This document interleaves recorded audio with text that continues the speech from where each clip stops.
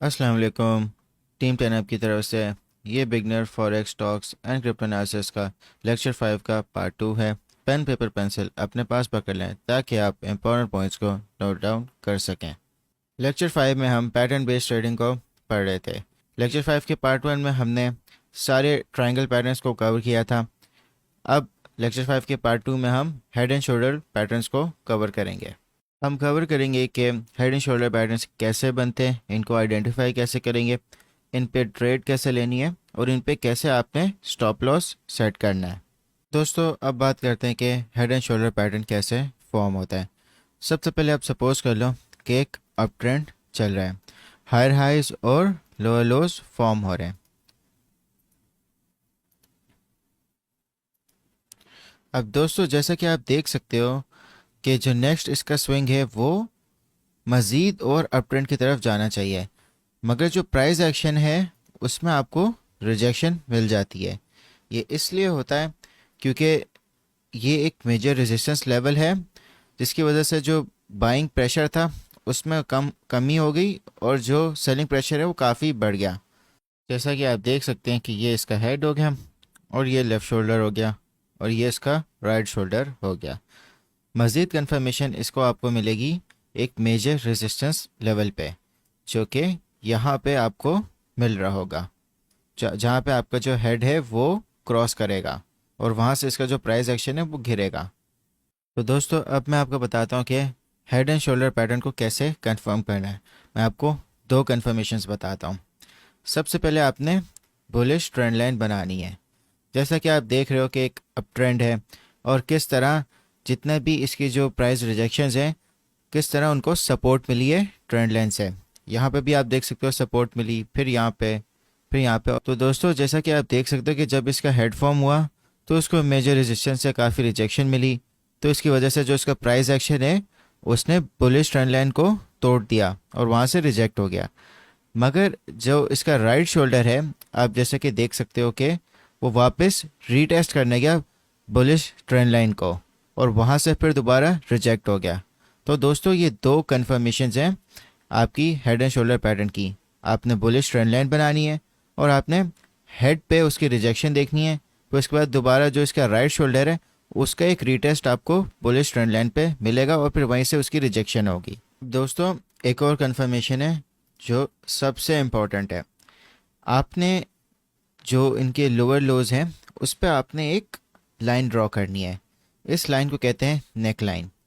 जिस वक्त जो राइट शोल्डर है जब वो नेक लाइन को ब्रेक करेगा तो आपके पास कंफर्मेशन हो जाएगी कि जो अप ट्रेंड है वो ख़त्म हो चुका है और प्राइस अब डाउन ट्रेंड की तरफ चला जाएगा। तो आप एक अच्छी सी यहाँ पे शॉर्ट पोजीशन ओपन कर सकते हो। तो दोस्तों आप इसको ड्रॉ कर लो एज इट इज़, ठीक है। सबसे पहले आपने एक अप ट्रेंड को आइडेंटिफाई करना है, फिर उसके बाद आपने मेजर रेजिस्टेंस लेवल देखना है, फिर उसके बाद आपने लेफ़्ट शोल्डर और हेड को आइडेंटिफाई करना है, ठीक है। और फिर उसके बाद आप एक बुलिश ट्रेंड लाइन बनाओगे और आप कंफर्म करोगे कि जो लोअर लोज हैं क्या उनको सपोर्ट मिल रही है इस ट्रेंड लाइन से, ठीक है, जैसे कि एक बुलिश ट्रेंड लाइन में होती है।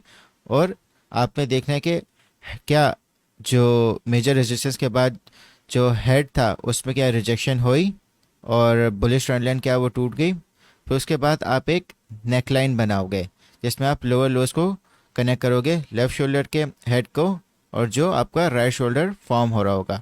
और अगर जो राइट शोल्डर की जो प्राइस एक्शन है वो बुलिश ट्रेंड लाइन पे रिजेक्ट होती है और फिर उसके बाद नेक लाइन से भी मज़ीद रिजेक्ट हो जाती है तो ये आपका कंफर्मेशन पॉइंट बन गया। आप इन सब को as it is note down कर लो। दोस्तों अब हम आते हैं चार्ट्स पे। अभी हम बिटकॉइन के डेली चार्ट पे हैं, ठीक है।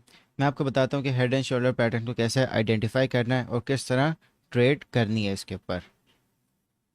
तो दोस्तों जैसा कि आप देख सकते हो कि ये ट्रेंड लाइन को प्राइस एक्शन किस तरह सपोर्ट कर रहा है और यहाँ पे फिर इसको रिजेक्शन भी मिली और एक रीटेस्ट हुआ। अब मैंने हेड एंड शोल्डर पैटर्न को सिलेक्ट कर लिया, ठीक है। तो मुझे नज़र आ रहा है कि ये इसका लेफ़्ट शोल्डर बना है जिसको फिर सपोर्ट मिली ट्रेंड लाइन से। फिर ये इसका हेड बना जो लेफ़्ट शोल्डर के प्राइस एक्शन से ज़्यादा था और फिर ये ब्रेक हो गया ट्रेंड लाइन से। और फिर ये बना इसका राइट शोल्डर जो रिटेस्ट होने को गया ट्रेंड लाइन पे और फिर इसने नेक लाइन को ब्रेक कर दिया। अब इस टूल की खासियत ये कि ये आपको ऑटोमेटिकली एक नेकलाइन बना के दे देगा, तो इससे आपका काम आसान हो जाएगा। तो जैसा कि आप देख सकते हो कि जो प्राइस एक्शन है वो थोड़ा पैटर्न से आउट हो रहा है, इसका कोई मसला नहीं है। आप सिर्फ पैटर्न पे फोकस करेंगे, किस तरह पैटर्न एक बन रहा है, ठीक है। और जैसा कि आप देख सकते हो कि नेकलाइन यहाँ से ब्रेक हो गई है, तो आप शॉर्ट पोजीशन यहाँ पे भी ओपन कर सकते हो।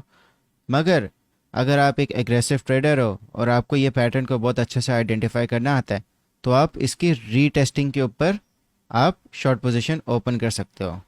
तो जो आपका टारगेट होगा वो इस तरह बनेगा कि जो आप हेड से इसकी नेकलाइन तक आप लाइन ड्रॉ करोगे, ठीक है। और वो आपका टारगेट इसकी नेकलाइन की जब ब्रेक होगी वहाँ तक उसका ये टारगेट बनेगा। तो आप देख सकते हो कि किस तरह ये एग्जैक्टली अपने इस टारगेट तक ये पहुँचा है। अब आप स्टॉप लॉस इस तरह सेट कर सकते हैं कि अगर आपने यहाँ ट्रेड ली इसकी रीटेस्टिंग के ऊपर, तो आप इसके हेड के हिसाब से आप अपना स्टॉप लॉस सेट कर सकते हो। तो दोस्तों अगर हम इसका risk to reward ratio calculate करें, तो आप इसकी रीटेस्टिंग पे आपने शॉर्ट ओपन की और आपने आप इसके हेड पे आपने स्टॉप लॉस रखा, और जो इसका टारगेट है उसके हिसाब से आपने यहाँ पे क्लोज कर दी अपनी पोजीशन। तो आप देख सकते हो कि जो आपका रिस्क है वो 8.35% है और जो आपका प्रॉफिट है वो 49.33% है। तो ये एक बहुत अच्छा रिस्क टू रिवॉर्ड रेशियो वाला ट्रेड है। तो ये पैटर्न बहुत इंपॉर्टेंट है, तो आप इसको जितना अच्छा आप आइडेंटिफाई कर सकते हैं और इसकी कन्फर्मेशंस को, वो उतना ही अच्छा आपकी ट्रेड बन सकती है। दोस्तों अब बात करते हैं टाइम फ्रेम पे। आप time frame day chart select कर सकते हैं या 4 आवर, क्योंकि इसमें प्राइस एक्शन को काफ़ी टाइम मिल जाता है फॉर्म होने में। और अगर आप 1 आवर में या छोटे टाइम फ्रेम में करेंगे तो प्राइस एक्शन इतना जल्दी फॉर्म हो रहा होगा, तो आपको काफ़ी मुश्किल होगी ये पैटर्न आइडेंटिफाई करने में। तो दोस्तों हेड एंड शोल्डर पैटर्न का दूसरा पैटर्न होता है इन्वर्स हेड एंड शोल्डर, यानी कि जो भी मैंने आपको बताया हेड एंड शोल्डर में उसका रिवर्स। तो दोस्तों inverse head and shoulder pattern बिल्कुल रिवर्स होता है हेड एंड शोल्डर पैटर्न के। आपकी इसमें बेरिश ट्रेंड लाइन बनती है और इसमें जो आपका हेड एंड शोल्डर पैटर्न होता है उसमें आप देखो कि जो लेफ़्ट शोल्डर है उसको फिर बेरिश ट्रेंड लाइन से रेजिस्टेंस मिली, फिर इसके बाद इसका हेड बना, फिर उसने ब्रेक कर दिया बेरिश ट्रेंड लाइन को, फिर जो इसका राइट शोल्डर था वो रिटेस्ट के ले गया बेरिश ट्रेंड लाइन पे, फिर वहाँ से रिजेक्ट होके ये फिर अपवर्ड इसने मूव ले लिया। यानी कि जो इन्वर्स हेड एंड शोल्डर है वो एक डाउन ट्रेंड में बनता है और वो रिवर्स हो जाता है अप ट्रेंड में। और आप इसका अगर टारगेट देखो जो इसका हेड का बन रहा था वो एग्जैक्टली इसका ऑलमोस्ट ब्रेकआउट पे रीच हो गया। तो दोस्तों मैंने आपको बता दिया हेड एंड शोल्डर पैटर्न और inverse head and shoulder pattern क्या होते हैं, कैसे बनते हैं और किस तरह उन पर ट्रेड करनी है। तो मैं आपको टास्क दे रहा हूँ, आपने हेड एंड शोल्डर पैटर्न का पूरा स्ट्रक्चर बनाना है, जैसे कि मैंने आपको बताया था कि उसको नोट डाउन करना है। आप उसको ड्रॉ करोगे और कोई भी एक चार्ट आप अपनी मर्ज़ी से सिलेक्ट करें और उसमें हेड एंड शोल्डर पैटर्न या inverse head and shoulder pattern आप ड्रॉ करें। तो आपने ये दोनों चीज़ों को कमेंट सेक्शन में करना है।